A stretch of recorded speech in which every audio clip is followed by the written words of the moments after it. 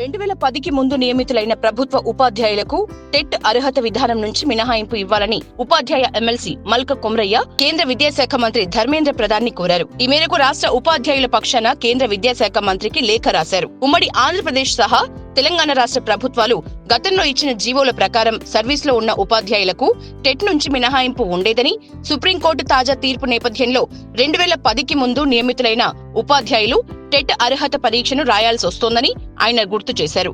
TET నేపథ్యంలో రాష్ట్రంలో ఉన్న వేలాది మంది అనుభవజ్ఞులైన ఉపాధ్యాయులు తీవ్ర మానసిక ఒత్తిడికి, ఆందోళనకు గురవుతున్నారని, ఎన్సీటీఈ నిబంధనల్ని సవరించి టెట్ నుంచి ఉపాధ్యాయులకు మినహాయింపు వచ్చేలా చూడాలని ఎమ్మెల్సీ మల్క కొమ్రయ్య కేంద్ర విద్యాశాఖ మంత్రిని లేఖలో కోరారు.